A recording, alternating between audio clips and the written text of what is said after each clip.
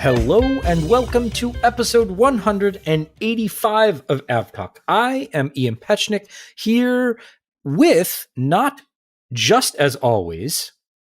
Oh, that's my cue. Jason Rabinowitz, and here live on location in the basement of Ned Russell's house. Say hi, Ned. Hey guys, how you doing? Best intro ever. I'm not even cutting it. So Welcome, folks. Welcome to the podcast. This is how we start today. Yeah, Jason and Ned are together in Washington, D.C. So Ned is joining us for the entire show. So either welcome, Ned, or I'm so sorry, Ned. We'll see how this goes by the end. Ned Russell, for those that don't know, is a good friend of the show and is also, incidentally, I guess, the editor of Skift's Airline Weekly. So Ned, thanks so much for A, hosting Jason, and B, joining the show this week. It's always a pleasure, but we can't forget our fourth host, which is my dog Heathrow, who is napping about a few feet away. Welcome, Heathrow, to the program. We'll see. No, she finally simmered down and is taking a nap just long enough for us to do this podcast. So let's knock this out. Excellent. Let's get it in. So we start the show this week with a rather... more Dreamlifter shenanigans. Yeah, I guess the best way to describe it is plane goes up, wheel goes down. A wheel on one of the main landing gear bogies of one of the Dreamlifters departing Taranto in Italy, bound for Charleston, came off. It was recorded on video, as so many things are these days. So A, we'll put a link to that in the show notes. And B, the wheel fell, bounced, and landed on the airport property somewhere and was recovered. The aircraft continued along because, hey, what's a wheel when you've got 18? I mean, 18 minus 1 is 17, still seems like a good enough number to fly with and land. The plane landed in Charleston, no problem, landed just fine. And I just assume that a few folks are going to have some difficult conversations with their managers. Not only did the wheel depart the bogie and the aircraft, but was it also smoking that I see in the video? Or what was there was a little more going on than just the wheel departed. Yeah, so from the video, what it looks to me like happened, there was smoke became apparent, and then the wheel came off. Yes. So it's unclear what the smoke was being generated by, but that was kind of there was smoke, then the wheel went for a ride. Yeah, one of those incidents where you see a headline every now and then that says like, oh, aircraft lost a wheel, continued on, no problem. And you go, oh, okay, no big deal. But when you see the video of an aircraft like the Dreamlifter taking off and that just the wheel nopes out and just flies away, it's a little more dramatic. It was a fun video since nobody got hurt, thankfully. Yeah, and what surprised me the most was that the tire didn't deflate. It hit the ground fully inflated looking and just kind of boinged away. It just kept going. It did not deflate whatsoever. When it was found, the hub was intact, the tire was still inflated, and I guess they just kind of bring it back to the hangar and wait for the next Dreamlifter to pick it up. But yeah, so no one was hurt. The plane landed safely, but just a rather bizarre incident to have occurred and caught on video, no less. So check that out in the show notes. One of the interesting things is that the Dreamlifters are operated by Atlas Air. And the thing that I recalled as the flight was in the air was the December 2014 incident where a Virgin Atlantic 747 was the right outside main landing gear failed to deploy, or there was an issue, and then the aircraft began its return, and then the right main landing gear failed to deploy. So the aircraft landed on 3 out of 4 main landing gears. And so I don't know if it's ironic, but interestingly enough, that particular aircraft, after it was repaired, flew for Virgin Atlantic for a long time, and then went on to fly for Atlas Air, and currently flies for Atlas Air now. Yeah, I remember watching that one land at Gatwick. Again, another dramatic thing that was caught on video that wouldn't have really made many headlines unless it was on video. And it was quite dramatic, again, seeing the aircraft kind of leaning over to one side since, you kind of need all the sets of landing gear. They're very helpful. Yeah, they are very helpful. But it also goes to show the number of gear shows there is redundancy built into it, which is the great thing about modern aircraft is every system has a backup, and yes, you can lose a gear or two and still land. Or a wheel. A wheel or the whole thing. Who needs the landing gear anyway? Or if you're locked flying a 767, you don't need any of them. You just land on the belly. You don't need any gears. You can just do a belly landing. Yeah, that's... And a go-kart track, no less. Yeah. Yeah, that's a different incident, I think, that than the one Jason's referring to. That's a little more Canadian. Yeah, that's a little more Canadian. But yeah, that's always a fun one to look up. The Gimli glider, if folks aren't familiar with that particular incident. Luckily, everyone was, perfectly fine in all of those incidents. So this week, I guess, much more mundane, but all's well that ends well. We'll take it.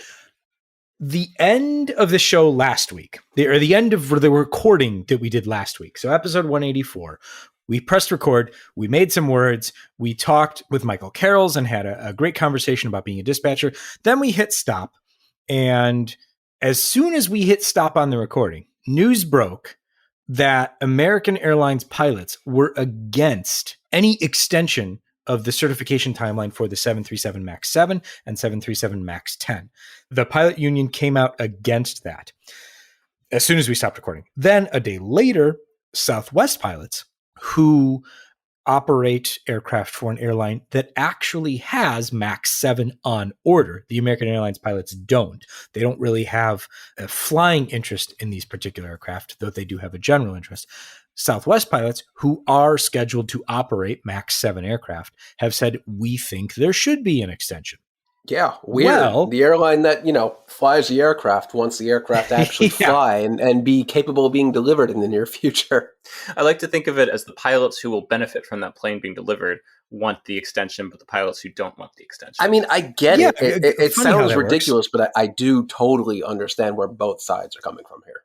Well, it might not matter because, as David Shepardson at Reuters reported this week, the amendment that we talked about last week by Senator Wicker is not included in the Defense Authorization Bill, which is the must-pass bill that this change was supposed to be attached to, so nobody would vote against it, and it would pass and extend the deadline into 2024. That particular amendment is not included in this version of the Defense Authorization Bill. As of Wednesday, October 12th, 7:32 p.m., check back at 8:32 p.m. and it could be a different story. Right. Absolutely. So by the time like this podcast comes out on Friday, we know the legislative process takes many twists and turns on Capitol Hill. And so I feel like there are more twists and turns in this saga. Wait, sure. I'm in D.C. We could just go a few blocks that way and talk to some people. We could look at Senator Wicker's address. Just pop on by. Why do you think I'm in D.C., Ned? To certify the MAX. I like it. Yeah, that's it. Yeah, I'm an agent of Boeing. Jason's now hands-on. Couldn't be farther from the truth. But yeah, that's just kind of American politics. If you want something approved by Congress, yet you literally staple it onto an existing bill and let it ride through with something else, something like the National Defense Spending Bill, which they're not going to turn down, probably. I don't think this bill could reasonably stand a chance of being passed on its own, so it's got to be tacked onto something. And if it's not this, then I would have to wonder what it would be attached to. And we can't forget, it's an election year. We have midterms in under a month, so there's a little else that's going to be going through Congress, except we got the lame duck section, but lame duck section. Yeah, it'll be interesting to see whether or not any of this is included. I still think, as I said last week, I still think we're going to see this pass, whether if it's with the defense authorization or some other must-pass bill, or if they find a way to put it through on its own. I have a feeling this is going to come through because there's just, looking at the timeline, there's just no way the FAA can certify either of these aircraft, let alone the MAX 10, by the end of this year. Well, the FAA has outright said it's not going to happen because Boeing hasn't submitted the necessary anythings to actually make that happen. So an extension is needed. Otherwise, I mean, I guess if they don't get the extension by the end of the year, I'm assuming they can still do it next year. And I don't know. Is it the kind of thing that needs to be done by the end of this year, or can they just do it in June of next year? I don't know. Oh, it's Congress. I'm sure they could pass it early next year and have it retroactive. Exactly. I mean, think about the second CARES Act, PSP. Like, it lapsed for a few weeks, or was it over a month? And then they passed it retroactively, so they could do it. I mean, let's not forget, though, Boeing is the U.S.'s largest exporter. It is very much in Congress's and the administration's. It's something they want to do is support the country's largest exporter. So, like you said, I'm with you, Ian. I think it's going to happen in one form or another. Welcome to the United States Congress, where the points are made up and nothing matters, or something like that. I'm staying away from getting into a trademark infringement issue with the fine folks. I don't even know who owns that show anymore. But let's stick with the MAX and talk about, I guess, some good news for Boeing, or just news. The first 737 MAX flight carrying passengers to happen in China took place this week. Mia Mongolian Airlines, not a Chinese airline, but a Mongolian airline, operated the first flight flying from Ulaanbaatar to Guangzhou. So not the restart that I think everyone was expecting, but interesting nonetheless, as the first 737 MAX flight since in China to carry passengers since March of 2019. I mean, it shows that, the Chinese authorities, they certainly are willing to let the MAX fly and fly in their airspace. The ultimate question is, of course, when they let the Chinese airlines actually fly them. And of course, that's a multi-billion-dollar question for Boeing with all their orders. But it's a signal to me that, they've at least tacitly approved, officially, but we know that official and what actually happens are two different things in China. I mean, I think it makes it, if it wasn't already crystal clear, I think it makes it even more that, can you be more than crystal clear, that this has nothing to do with safety at this point. Oh, absolutely. It has nothing to do with safety entirely political, or geopolitical at this point. I mean, it has been for a very long time, but I think there was some existing pretense of, okay, we're making sure everything has been done. We've crossed I's, dotted T's, done safety work, done retraining, done test flights, but we're just slowly making sure that we get everything right. Allowing this particular flight to occur. I mean, it just puts it in stark relief, I think. Yeah, not the airline I would have had on my bingo card for the first to resume MAX flights to or from China, but happy to see an airline get a crack at it. Absolutely. And, let's think about the region. Korean Air's got the MAX. You've got, Maxes. I think we've got Maxes over in Japan. Like, it opens up at least the flying of the aircraft for many airlines in the region to China, which is something. I think about Seoul, and all of those flights can be flown by 737s from Seoul into North and Eastern China. So, it is something. Yeah, I mean, their second MAX flight. So what's interesting here is that, Mia Mongolian Airlines took delivery of its first, and at this point only, they had two on order. They took delivery of the first one days before it was grounded worldwide. Oh, that's unfortunate for the accountants there. It was one of the last MAXs to be delivered before they were grounded by the FAA, all over the world. And then it sat for 3 years. And then in August, it started flying again, but on the Acme market. And so it went and flew for Tunis Air. So you have this Mongolian Airlines livery flying, Tunis to Paris, to destinations elsewhere in France, in Italy, Algeria. It was just, this very interesting sight, I'm sure, to like, where is this plane coming from? And then all of a sudden, if you're flying Tunis Air, you're like, oh, this is my plane. I imagine the questions like, are we flying to Mongolia today? Yeah. You land in Tunis, you're like, wait a minute. This isn't Mongolia. I mean, I guess you could be they both have deserts, so, That's true. That's true. But yeah, so then they did that until the end of September, and then beginning of October, they brought the aircraft back and operated their first MAX flight. So the first MAX flight by the airline with people who bought tickets for the airline was to China. So a day of firsts for them. And then their second flight was actually, to Ned's point, that was to Seoul. So there's plenty of range there. So it'll just be interesting to see how other airlines are able to navigate what seems to be a softening of MAX allowances. Yeah, definitely. And in the Seoul flight, probably had to overfly Chinese airspace, right? Yeah. Oh, yeah. It flew. So, yeah. Yeah, Chinese authorities are definitely letting the MAX fly. That's for sure. So, Ned, you wrote an article today about a big announcement that Delta Airlines and Joby, a eVTOL startup, they've done a deal, and I would love for you to tell me about that. Okay. Because it sounds big. It is big. It is big. Delta is investing $60 million, potentially going up to $200 million in Joby, in what is going to be a premium home to flight, home to seat is what they home-ish. Yes, they clarified it's not home because the eVTOL, believe it or not, cannot land on your roof. You have solar panels up there; it'll crush them. That is true. I'll let it land at the high school parking lot across down the road. We'll do that. But so they did this deal where Joby is going to operate this premium seamless service to get home-ish to the airport initially in LA and New York. And it's going to be fully operated by Joby with Delta, integrated with Delta. And interestingly, Delta has an exclusivity contract for this premium service that Joby's going to be operating. So Joby can't partner with anyone else for 5 years in the US and UK. So it's different from past deals because those were American, United, and everything. They signed MOUs and bought a bunch. But here, Delta has not bought a single eVTOL, but they're investing in Joby and this new product that Joby's going to fly for them. Yeah, Delta came out swinging pretty heavily with this. I had mentioned in a previous episode that United and American and lots of other airlines, they're going crazy buying the rights to eVTOL, 60 here, 200 there, pepper in a couple supersonic aircraft because why not? And Delta's just kind of been sitting there in Atlanta, not really doing anything, just watching everyone. And they come out with this agreement, an exclusivity agreement that no one else can, at least in this particular market, I think, use Joby for exactly what Delta's doing here, which is this premium branded service, which is kind of seems just like the helicopter interline thing they offer with Blade now, except hopefully a heck of a lot quieter, knock on wood there. But it seems like Delta really sat on the side, did their homework, analyzed what could potentially be worth investing in, and then just kind of did it. Yeah, I agree with Jason. Delta really did their homework. This is a very unique deal in the eVTOL space, and really, it goes deeper than all of the past deals.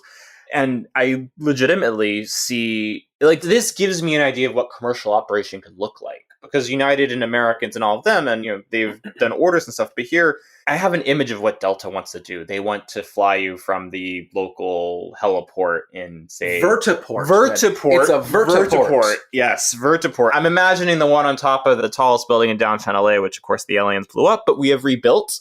Bad joke, but to LAX or something along those lines. But you can really see that with Delta here. Now, one of the things that jumped out at me is, of course, the question is what kind of uptake do airlines see with these things? Because we're talking about 4-seater eVTOLs. Well, in Delta and Joby's SEC disclosure, they noted that they expect as many as 1,000 passengers a day once the operation is fully up and running, which I did the math that in LA, for example, that would account for about 5% of all of Delta's daily seats, which that's a lot. That's a lot. That's more than I expected, actually. So it's interesting to see that. Of course, that's full operational. That's not day one, but that's interesting to see the targets that they have. And the difference, what feels like makes this different to me, is that United and American, they're going to buy 200 of these, and they're going to have Mesa Airlines fly it, or GoJet or someone. GoJet and Mesa don't know what to do with these aircraft. They're going to do what United and American tell them to do with it, and we don't really know what they want to do with it. You see these images of it flying over the Grand Canyon or landing on a sand dune somewhere out in California, and that's not realistic. That's not what these aircraft are going to do, because they don't have the range to do anything really useful in that regard. But if we're talking about flying from the Wall Street helipad to JFK, that's already a viable service, and we know that because helicopters do it today. It's a proven market. I struggle to see 5% of Delta's passengers in major cities utilizing a service like that, but clearly they've done their homework. I mean, I'm just sitting here hoping, the A train will go to JFK a little bit faster and more reliably, but if this is what Delta wants to invest their money in, it's their business. I mean, we're in Washington, Jason. I mean, it's the Silver Line, really. When the Silver Line will finally go to Dulles. When the Angels win the pennant. But another thing that jumped out at me about this deal, or stands out to me, is there's still a lot of questions. And particularly, Joby is the furthest along in certifying eVTOLs. It looks like they've already got Part 135. They're looking on track for full certification by 2024. But there's the airspace question. A lot of how is the FAA going to integrate all these eVTOLs flying from a bunch of different vertiports to an airport into already congested airspace. We've been talking about air traffic control staffing in Florida and the Northeast this year. Airlines, of course, say it's understaffed. FAA says something else. But there's just a lot of questions. And then you start to think about these major cities. So yes, to Jason's point, existing service could replace Wall Street to JFK. Great. But the idea here is it's going to be more than that. So at some point, you're going to have communities like, wait a minute, do we want these eVTOLs flying over us every 10 minutes? And then it comes down to noise. I think there's still a lot of questions about the actual operation where these things will fly. It's going to be a hard sell for a lot of places to put these vertiports and to approve these flights, because right now in a lot of major cities, you can't approve a bike lane or a bus lane or like a piece of sidewalk, let alone a thing where automated or maybe automated one day electric eVTOL aircraft will come and go. Like, where are these things going to fly to? Nobody knows that answer.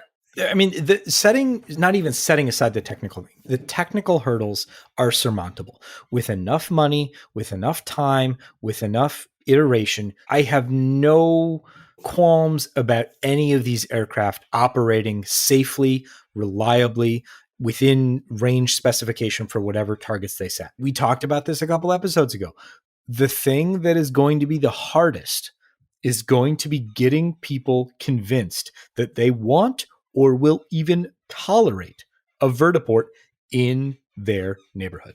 Absolutely. Because to the premium point, what communities are Delta is going to want to serve rich communities. Those are also the ones that are most restrictive about homes, about anything being built in their communities. So it's really going to be interesting to see how that comes down. And when they talk about the New York market, at least New York City itself, you cannot just land an aircraft anywhere you want. You have to land it on one of the designated heliports, and some of them are closed on weekends because of noise. And I think this past year, or maybe it was in 2020, some helicopter operated landed on an open lot in Brooklyn, and an NYPD helicopter, I think we talked about this, chased them to New Jersey to reprimand them. Like, you can't just land wherever you want, whenever you want, at least in major cities, because it is literally not legal to do that.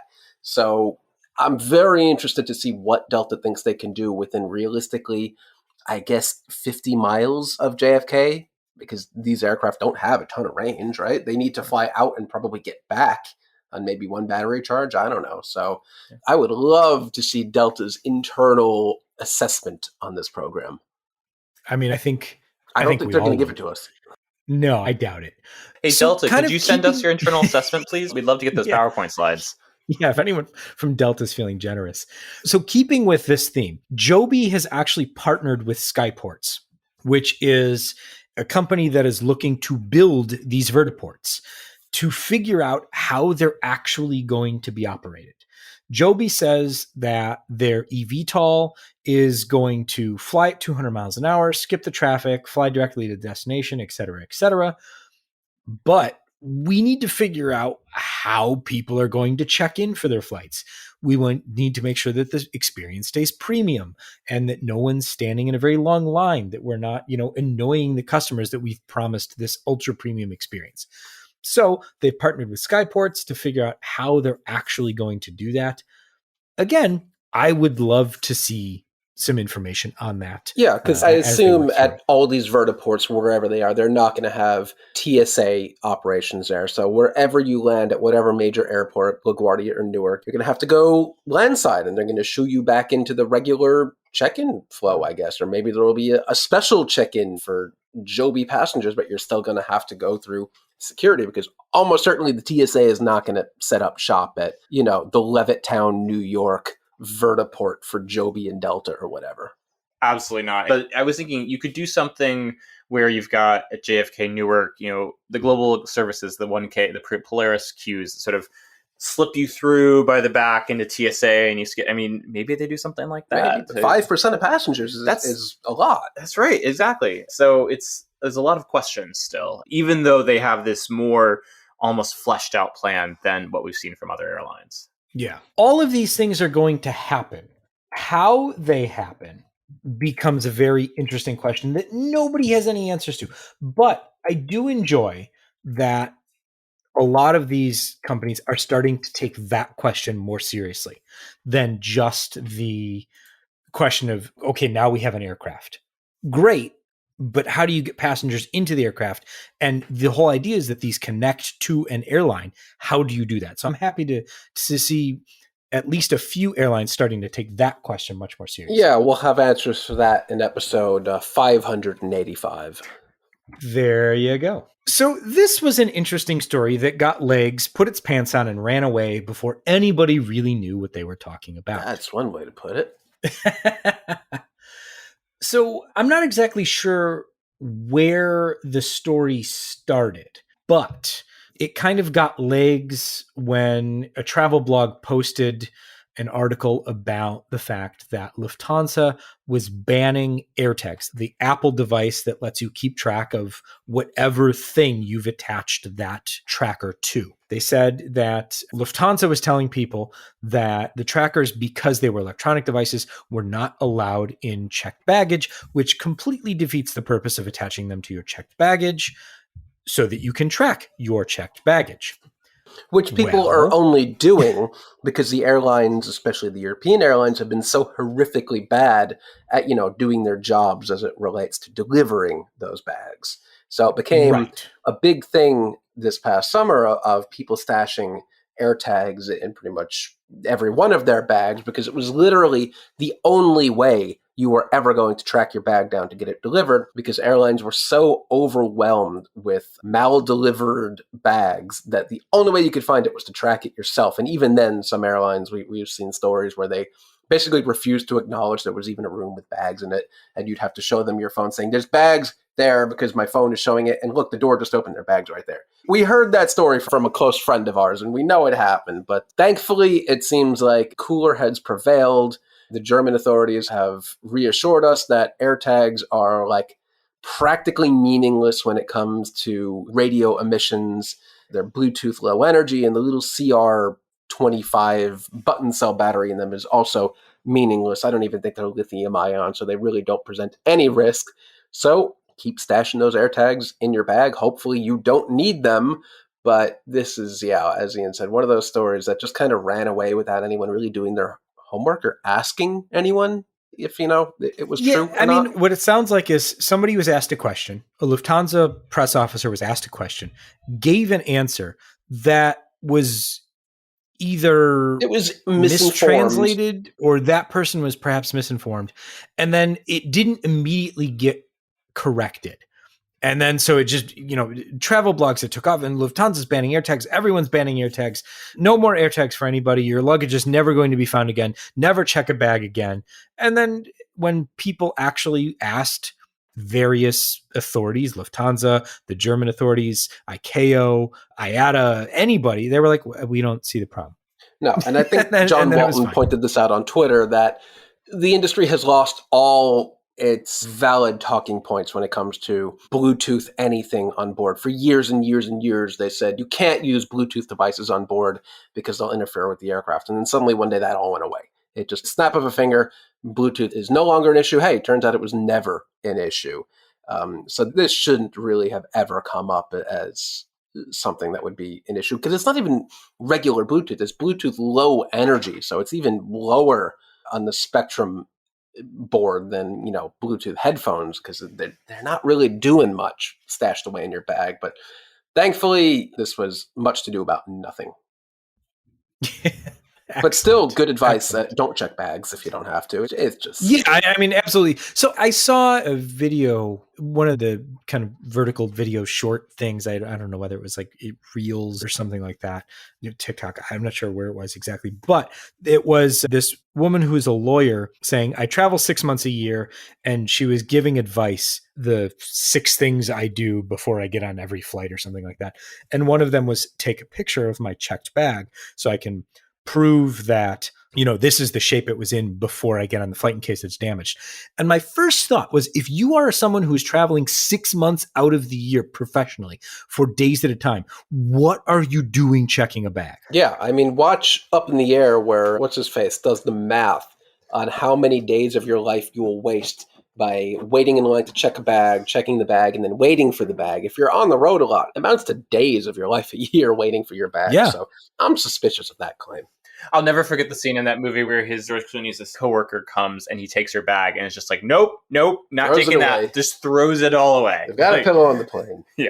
Doesn't he buy her a new suitcase? Yeah, he does. Yes. Yeah. He one just that throws everything overhead bin, as all bags should. This episode has completely unintentionally become very movie reference heavy. It has. Yes. Very movie reference heavy. I'm enjoying this. I'm having fun.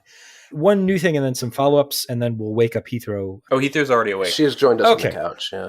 Well, there you go then. So the Russian-built MC-21, which we saw at last year's Paris Air Show and got to go inside has been obviously subject to the sanctions put in place on Russian, well, everything. The aircraft was initially designed to be able to fly on Pratt & Whitney engines as well as Russian-built PD-14 engines. The aircraft has now flown. This is like the 777 that they converted for Cathay Pacific after it was a test aircraft and then Cathay took delivery of it. So the MC-21 has now flown with PD-14 engines after having its Pratt & Whitney engines removed, basically because the Russians couldn't get parts for the engines that they had, and why continue to fly with them?